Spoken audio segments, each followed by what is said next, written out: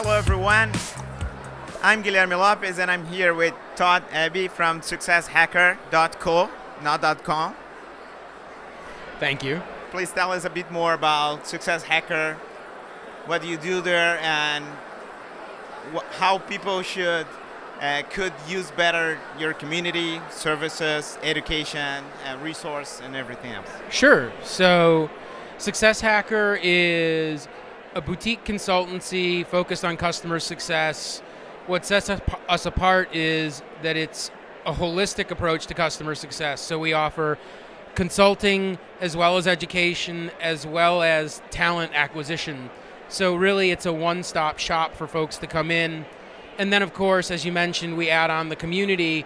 Our goal with the customer success community is to help elevate the conversations that are going on in the industry and help connect more CSMs, more leaders together so that they don't feel so alone. They're not all solving different problems, maybe different flavors, but they all have so much to share that enriches not only their ability to be successful, but the industry as a whole. That's good.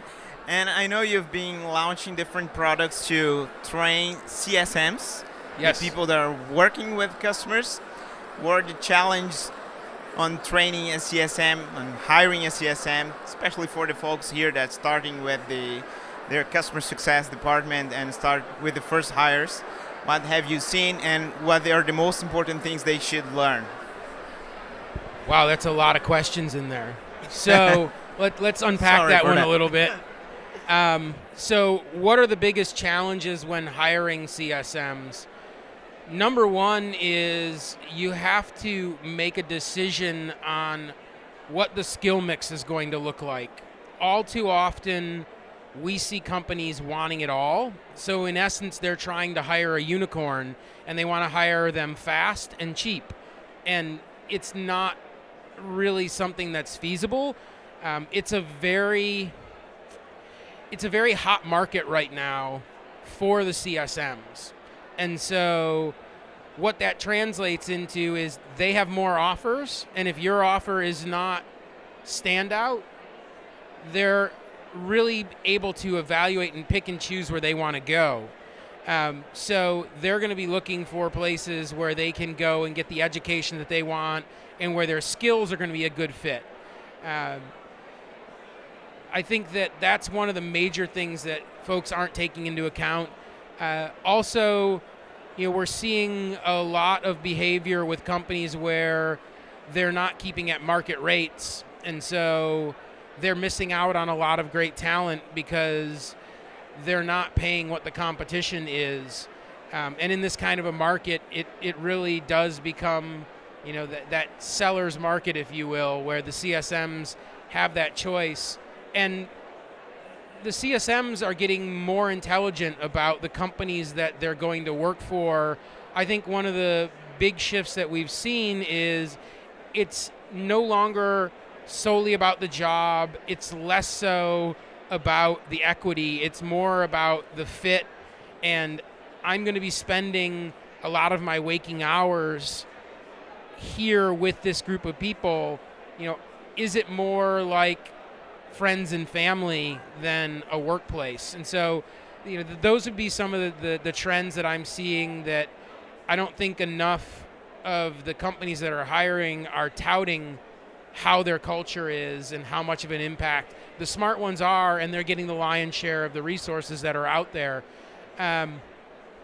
In terms of training, we see a really interesting thing starting to happen where companies are starting to realize that it's actually easier to build their CSMs than it is to try and buy them. And so they're starting to look for opportunities to bring in new talent that's fresh out of school, recognizing that they're going to have to invest a substantial amount of effort into getting them up to speed. But it's really made the job market, the role of a CSM, a really interesting gateway into the tech world now, because you can come from being a waiter, from being a bartender, from being an actor, and become a CSM. And it actually is a natural progression, because all of those things are interfacing with people. They're giving you the ability to develop relationships. So there's something there that you can take advantage of. I think one of the things that a lot of companies are still struggling with is the training plan aspect. Obviously, we've come to market with a CSM training program based on what we've observed, and that's that it's probably one of the last things that a lot of companies invest money in, because if they have a choice between hiring another CSM or hiring a trainer to actually build the material and get something that's substantial, they're going to choose 9 times out of 10 the CSM because they have more business coming in. And so the other thing is, it's a long-term investment, it's a long-term project, and let's face it, I think here as well as in the Valley, short-term gains are really sort of the name of the game. And so the interesting thing for us is we're starting to see entire teams coming onto our training platform and getting their starter education in customer success delivered in that fashion. Then they go back and as a team work through the exercises that we give them. They do their own follow-on webinars to kind of talk about it. And so we've been really keeping an eye on the different ways that teams interact with the program. And we've started to actually even white label it for companies, doing separate cohorts for them. So, it's a really interesting time to be in training. The interesting thing is it's hard to get into it. And so for us, it's a big investment. We do have other things that we've been sort of in stealth launch mode with, which are job board, successjobs.co is one of those. So, we're playing to our strengths in terms of the things that we know generate revenue. And we're starting to become less a consultancy and more leaning towards becoming something in between a services and a product company, which makes, some of the conversations that I've been having around how do you do low-touch customer success really poignant, because they're based on what we're trying to figure out how to do with our own team of 3 people plus contractors, where we don't have enough time, we don't have enough money. So it becomes very, not an intellectual exercise so much as a practical exercise. So you have your customer success challenges of your own. It's ironic, as a customer success company, you would think that it wouldn't be one of our challenges, but I think no matter how good you are at it, it's always a challenge. As I was just saying in my talk, the one thing that you have to embrace is that when you get something that works, things will change and it won't work. And so it's a constant journey. The analogy that I tried, and I hope it translated okay, was it's like painting a big bridge. You finish painting it, you reach the other end, you start on that end and start painting the other way again. So, it's never ending. And, we're looking at ways that we can do low-touch customer success effectively. And the interesting thing that I'm really seeing is there's not a lot of really good guidance out there on how to do it. There's a lot of theories, but it's such a unique animal that most people just sort of say, well, 80% of our revenue comes from the stuff above that tier, and we're really going to focus there, and we'll just see what happens. And so I think we'll invest a lot more cycles into figuring out how to crack the code on that one, both for the market and for ourselves. Okay, bad news, folks.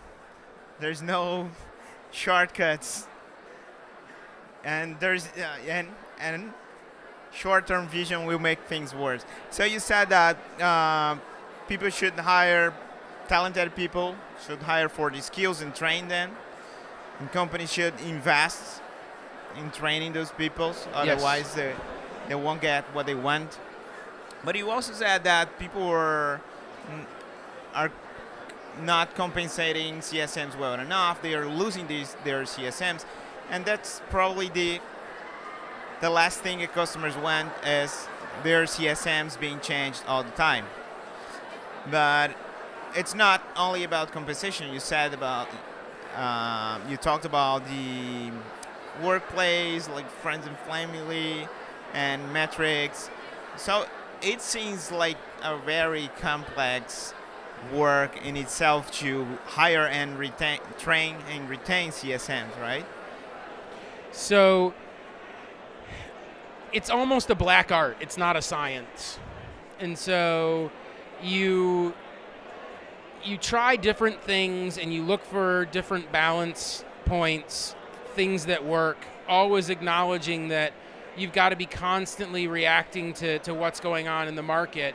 You may be the darling where everybody wants to work one day, and you may be on the list of failed unicorns the next.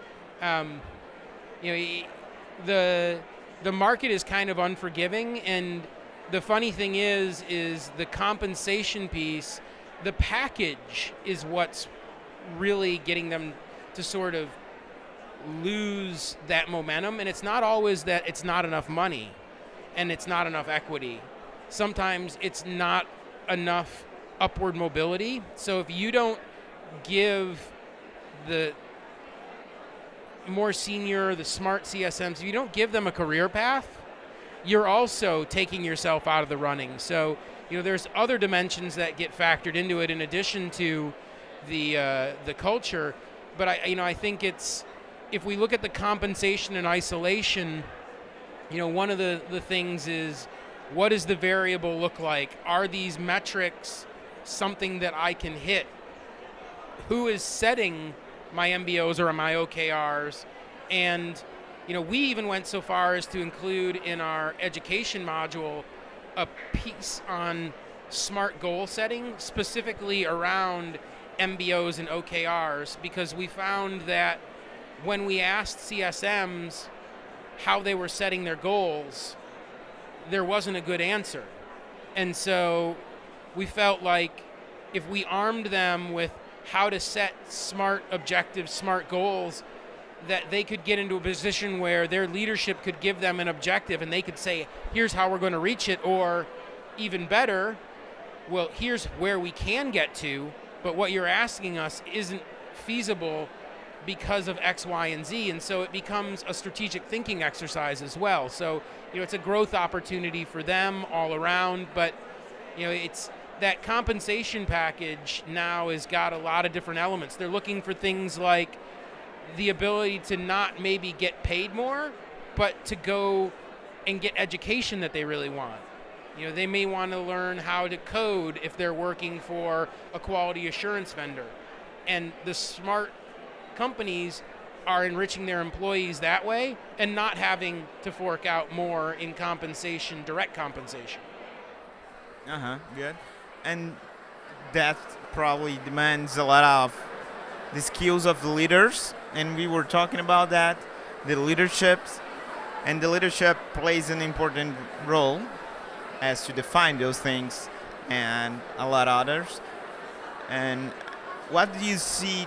You've been working with a lot of companies. What do you see of the common stage a company gets when the company starts investing in customer success and it evolves and the team grows? What are the common stages of structure and leadership, and especially for companies, let's say $1 million revenue, 10 million, 100 and above?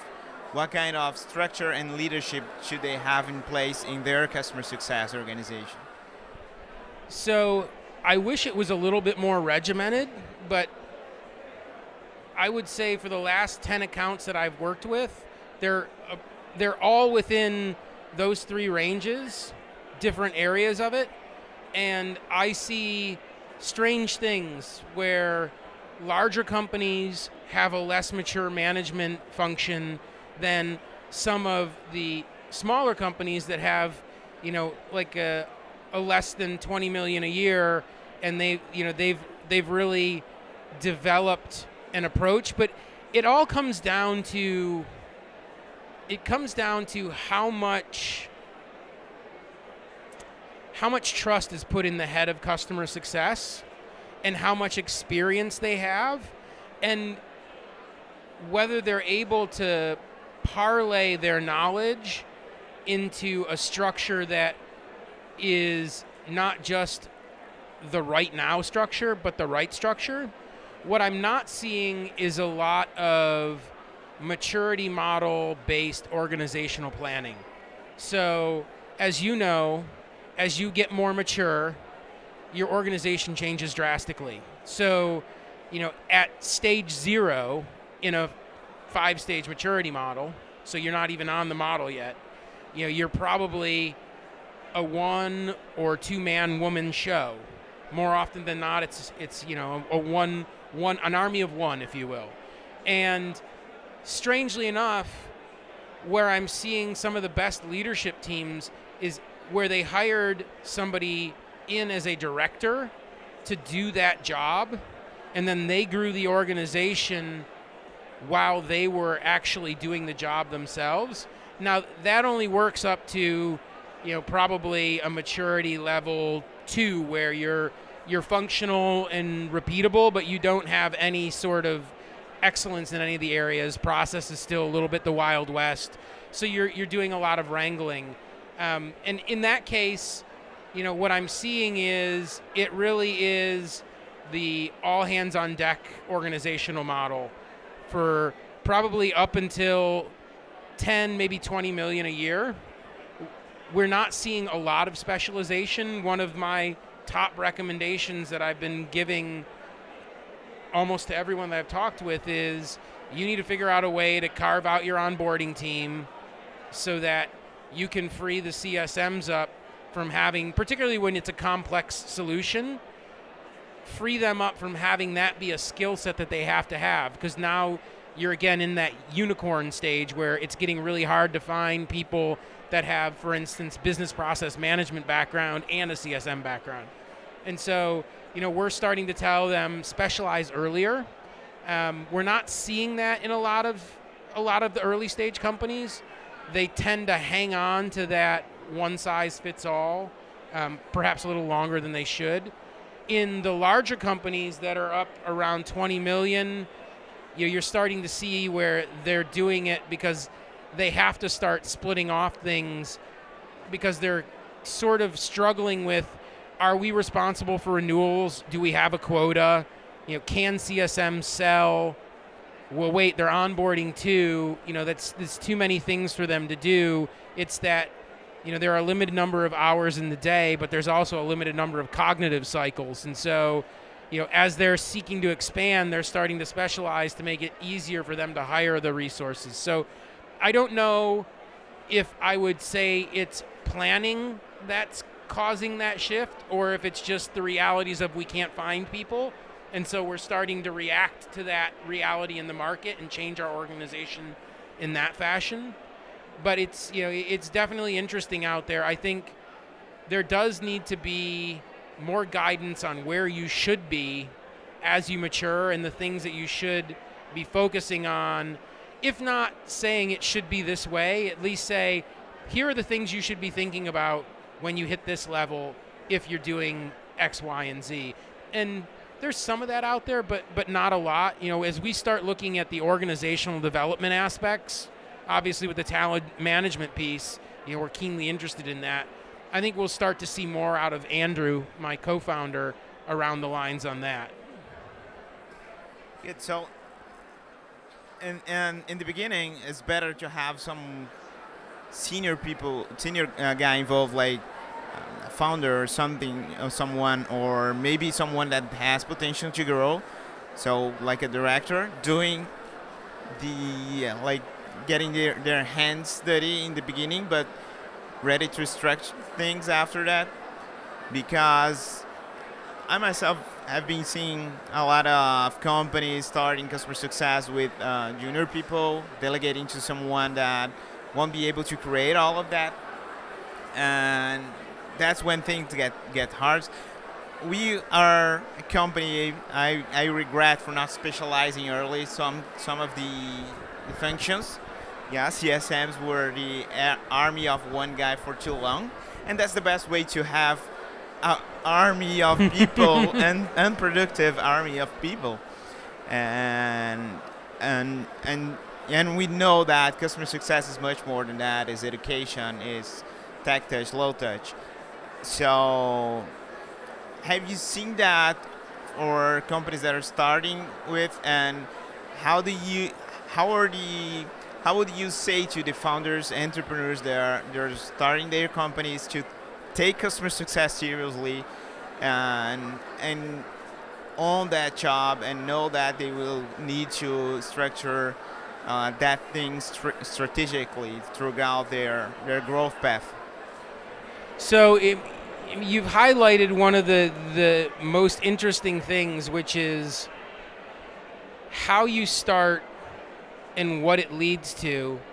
And I don't think that there's any one-size-fits-all answer. I've seen some really senior people start, and perhaps they were too senior, and they just couldn't get dirty enough. It was all strategy and none of the practical and tactical. By the same token, I've seen some really junior folks be charged with building a success team, and they've done a really good job. I think it comes down to the raw talent that you have and the motivation and the passion for it. But the critical component is management has to buy in, stay the course, and understand that the bill will come due for this, and that it's not something that you can underfund. It's, if you really look at, particularly with early stage companies, you have two choices. You can either hire a human or you can try and automate. Both have upsides and downsides. I tend to think that unless you are a dead simple offering along the lines of something like Dropbox, where it doesn't take very much intervention to get you to even do upsells. I just did my own upsell yesterday, pushed the button for $9.99 a month, and nobody talked to me. So if that's your market, then you can consider bringing in younger folks that are less experienced, unless, of course, you're trying to move into the enterprise space and you're going to embark upon a more high-touch approach. But if you're going to stay true to the more no-touch, tech-touch approach that a lot of initial companies go with, then you have a chance to either bring some junior folks in and let them build something, or go with automation. I think one of the things that a lot of early-stage founders aren't taking advantage of is finding good mentors and good coaches for those teams. We've coached some really early stage teams, and they're able to do so much because they're just so passionate about it, and they're teachable. They want to learn. Whereas sometimes you find with the more mature folks, they have all the answers. Now, I know that's a generalization. I'm working with a client right now where they brought in a gentleman who's an acknowledged subject matter expert and an author. He had done customer experience but never had done customer success, pure customer success, and he's killing it. But he knows what he doesn't know, and he has a really good team, and he brought in talent that really backstops him. And so I think for founders, the most key piece of advice that I have is know that this is not a cheap course of action. Know that it's a long-term game. You don't get immediate gratification. You will not fix your churn problem in a quarter. It needs to be funded adequately, and you need to find the path forward where you can continue to fund it, because you will get the long-term results. You will get the increase in your valuation. So just stay the course. Don't be short-sighted. It's a never-ending job. It is. So guys, we could stay here talking for hours, but we can continue the conversation in the Success Hacker community. And yes, indeed. So that was it. This is Todd Eby, and here you are with the two guys with the funniest, the craziest socks in RD Summit 2017. So thank you, Todd. Again. Thank you.